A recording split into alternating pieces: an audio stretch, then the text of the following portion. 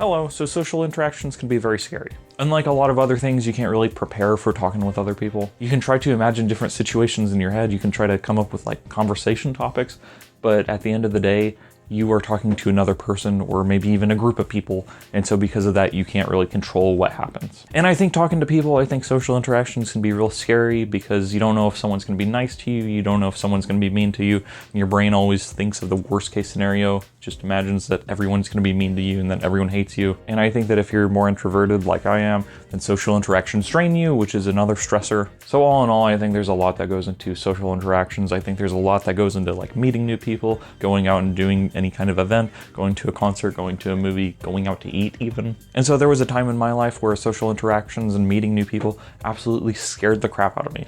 And that's not to say that I have everything down perfectly now, but I feel like I have a pretty good handle on things. I'm not really scared of meeting new people. I'm not really too worried about it. I have enough confidence to be able to go and talk to someone who I've never seen before. So what I wanted to do today was shoot a video that would have helped me 5 or 10 years ago, and because I can't transport this video back in time, hopefully it will help someone now. And so with that, we're off.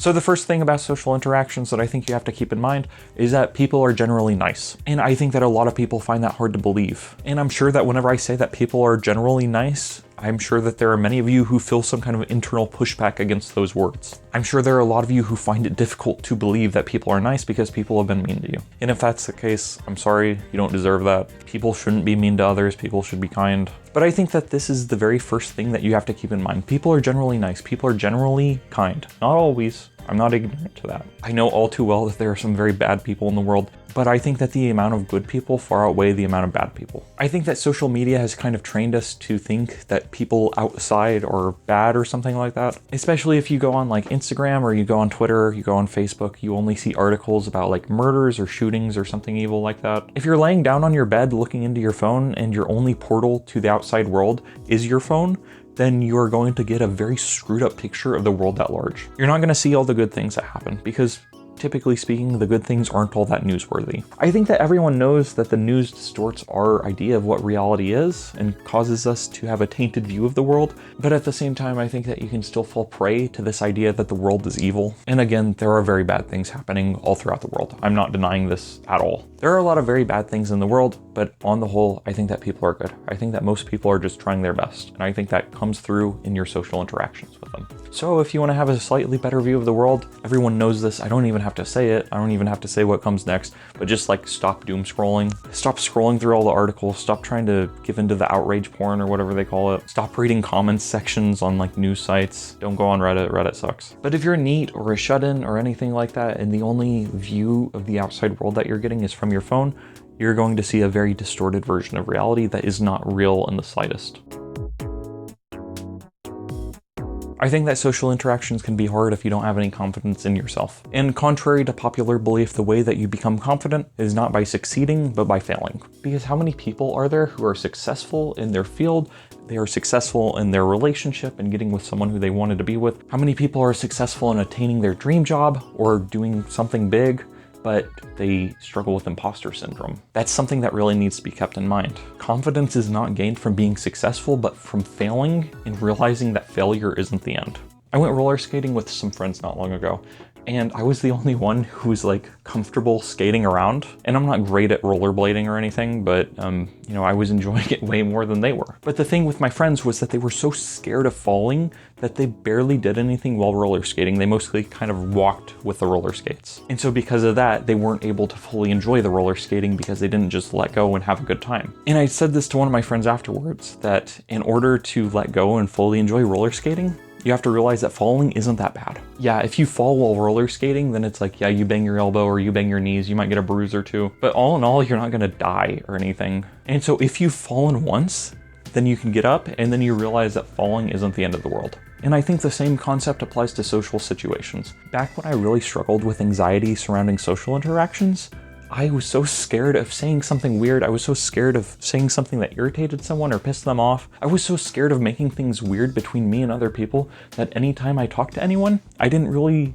show that much of my personality. I was scared that if someone found out that I liked Devil May Cry or manga or whatever else, then they would think less of me. And so that is one major reason why social interactions back then were so exhausting for me, was because I was trying to repress myself. I was trying to hold all of the pieces of my personality in. Because the thing is that social interactions can be fun and enjoyable, especially if you connect with someone about like a hobby or anything like that. If you find out one person likes the same band as you, or one person plays the same game or something like that, then that is a connection that you can build upon. But if you don't reveal those kinds of pieces of yourself, then you won't be able to form those bonds with people, and so as a result, social interactions will continue to be nothing but exhausting for you. In other words, be yourself is still the best piece of advice that I can possibly give someone. And so the reason I bring up this roller skating story and the reason I'm talking about failure is because I think that once you have a bad social interaction, if you have enough of them, then I think that you'll kind of realize that someone not liking you isn't that bad. Getting into an argument with someone isn't that bad. Having someone think less of you because of the fact you like Devil May Cry isn't the end of the world. Because I think that you can live your life in such a manner that you're so scared of something bad happening that inevitably you keep yourself from having good things happen, because you just don't interact in the right ways to cause the good things to happen. If you don't do your part to make social interactions fun and enjoyable for yourself, if you don't put yourself out there, then inevitably you will not see any good things happen as a result of social interactions. I think prior to having any kind of good social interaction, there are a few prerequisites. First off, engage in basic hygiene, brush your teeth, take a shower, wear deodorant, look presentable, have a decent haircut, wear decent clothes. If you have any kind of facial hair, shave it or trim it. I think if you're able to grow a full beard, you can get away with having stubble, but if it only grows in like one area, if it's patchy, trust me, just shave it. And whenever I'm saying to have a decent haircut, whenever I'm saying to wear decent clothes, I'm not saying you have to wear a suit. I'm not freaking wearing this. I'm wearing red jeans and a Dead by Daylight t-shirt. And I almost fell over. And you know, I have long hair, I've had painted nails before, I have dyed black hair. Whenever I'm saying to look decent, I'm not saying by the standards of your grandpa. I'm not saying that you have to dress in a style that would please people who are 80 years old. What I'm saying though is you should just put a little bit of effort into your looks and it will pay dividends. People's very first impression of you comes from the way you dress and the way you look. And so really, I think all you have to do is just look like you care a little bit. Because as long as you like smell nice and you brush your teeth and you don't have horrible breath, and as long as you're like not wearing a Cheeto stained shirt or something like that, I think you'll be okay, quite frankly. Have some patience with yourself. I think it takes time to find your style and to find clothes that you like. If you're uncomfortable in what you're wearing, then you probably shouldn't be wearing that and you should probably check into something else. Okay, the basics of social interaction. Look people in the eyes, don't do it for too long, that's weird. If you're meeting someone new, just offer to shake their hand. Some people find it weird, some people are like, oh man, this is very formal, you're offering to shake my hand, but just trust me, it's better than not doing anything. I think going up and introducing yourself to people can be very scary just because, as I was saying, most people are good. There are some mean people though, so you don't know if you're going to get a nice person or a mean person whenever you introduce yourself. But what I found is that typically speaking, whenever you take the initiative and if you just go and introduce yourself, then people are nice. Because the fact of the matter is that no one really likes to initiate conversations with someone they don't know. And so if you do that, then I think people respect that. And if you don't know how to introduce yourself to people, what I do is I say, hey, I don't know you, my name's Noah, and I offer to shake their hand. But it's occurred to me recently that going up to someone and saying, hey, I don't know you, can be perceived as kind of aggressive. And so what you could say instead is, hey, I don't think we've been introduced, my name's Noah.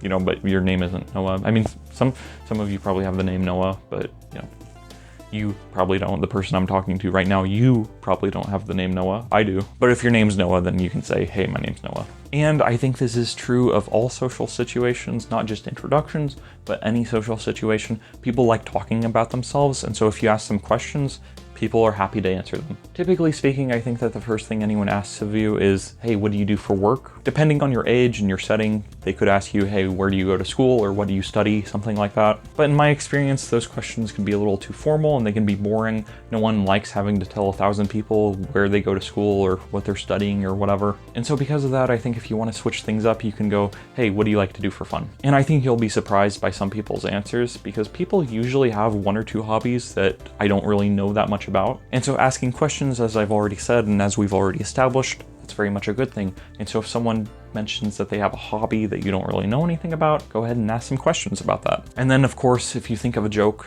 feel free to say it. I think that this is a major thing that it took me a long time to learn, is that people like laughing. And so if you think of a joke, even if it's kind of silly, I think it's good to say it. I mean, I think that as long as your joke isn't like offensive or aggressive or mean or anything like that, then I think that you can get away with saying it. And I think you probably should go ahead and say it as long as it's, you know, fun and lighthearted. This is the biggest thing I've learned about social interactions, is to stay in the moment. Don't think ahead, don't overthink things, don't think about what you'll need to say in 2 minutes. As long as you just pay attention to what the other person is saying, and as long as you pay attention to your internal state of mind and whether or not you agree with what they're saying or whether or not you have questions about it or anything like that, then I think you'll be okay. Just remember that it's okay to fail, it's okay to say something weird, it's all right if someone doesn't like you. Quite frankly, I think that it's okay to say something weird as long as it's not like creepy. Because if you say something creepy, even if it's as a joke, then it's like you can't really recover from that. People like silliness, but they don't like creepiness. And then I have a few more tips that I have written down. If someone asks how you are,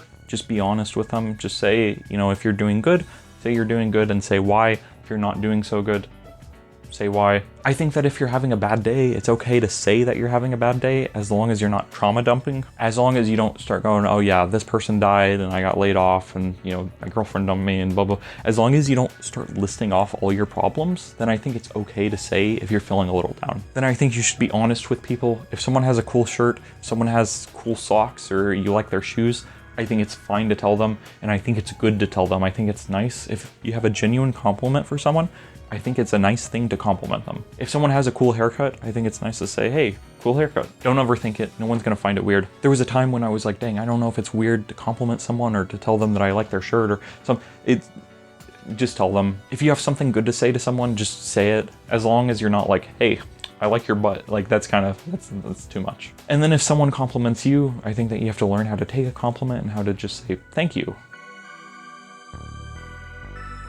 All in all, I think social interactions can be very scary, especially if you struggle with any kind of social anxiety. If you need some kind of treatment, if you need some kind of medicine or therapy or whatever to help you overcome it, I say go for it. But if you're just kind of nervous about interacting with people, then I think that it just takes time to get used to. I think that as with all things, practice makes perfect, and I think that if you just practice talking to people, then I think that you will come to enjoy it in time. And keep in mind, as I'm saying all this, I'm very much an introvert. Social interactions drain me, but they don't drain me to the same extent that they once did, and so I think you can kind of extend your social battery. So I have 37 seconds left on the camera. Thank you for watching. If you have any social tips, drop them down below. If you once struggled with social situations, but you now feel that you're better, you've gotten better, drop your tips down below. Let me know what I missed because I certainly didn't cover everything. Thank you for watching, have a nice night, and see you later. Bye.